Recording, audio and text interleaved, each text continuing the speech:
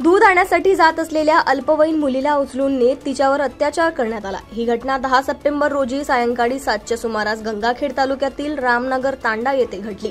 या प्रकरणी आरोपीवर सोनपेठ पोलीस ठाण्यात गुन्हा दाखल करण्यात आलाय। पीडित मुलीच्या आजीने याबाबत तक्रार दिली आहे। 13 वर्ष वय असलेली अल्पवयीन मुलगी बुधवारी सायंकाळी दूध आणण्यासाठी जात होती। आरोपीने तिला जबरदस्तीने उचलले, पीडितेच्या तोंडात ओढणी कोंबून घरात नेले, चाकूचा धाक दाखवून अत्याचार केला। तू जर ओरडलीस तर तुला खतम करून टाकतो असे म्हणत जीवे मारण्याची धमकी दिली। या प्रकरणी पीडितेच्या आजीने दिलेल्या तक्रारीवरून दीपक बालू भोसले याच्यावर सोनपेठ पोलिसात गुन्हा नोंदविण्यात आला आहे।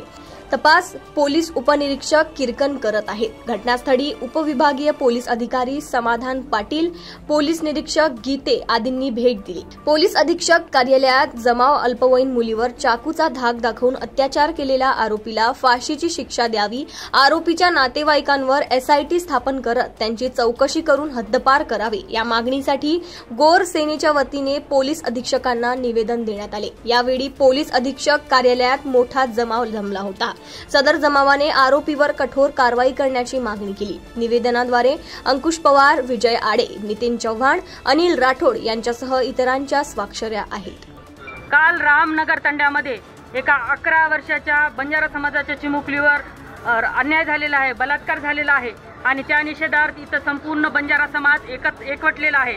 आताच कलेक्टर साहेबांना आम्ही निवेदन दिलं आणि मी त्या मुलीला भेटले। मुलीची इतकी हालाकीची परिस्थिती आहे, तिला ब्लिडिंग झालेली आहे, तिच्या गळ्यामध्ये कपडा कोंबल्यानंतर तिचा आवाज दाबला गेलेला आहे, मधून गळ्यामध्ये सूज आहे, बाहेरून गळ्याला सूज आहे, तिच्या ओठावर चावलेला आहे, चाकूचा धाक दाखवून 11 वर्षाच्या चिमुकलीचा 31 वर्षाच्या पारधी समाजाच्या मुलानं बलात्कार केलेला आहे।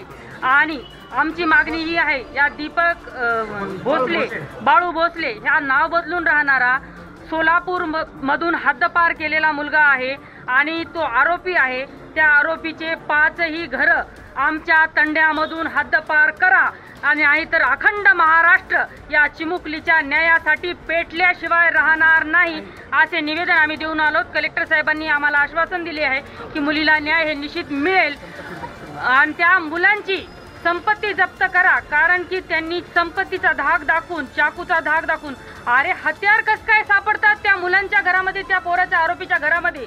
पोलीस प्रशासन झोपलेलं आहे का हा प्रश्न मला विचारावा लागेल, कारण सामान्य माणसं, आमच्या घरामध्ये एखादा हत्यार सापडलं तर लगेच कारवाई होती, मग या आरोपीच्या घरामध्ये हत्यार सापडतात, ते हद्दपार आरोपीच्या घरामध्ये हत्यार सापडतात। याची दखल पोलीस प्रशासनानं सुद्धा योग्य घ्यायला पाहिजे आणि आमच्या लेकीला न्याय हा मिळालाच पाहिजे।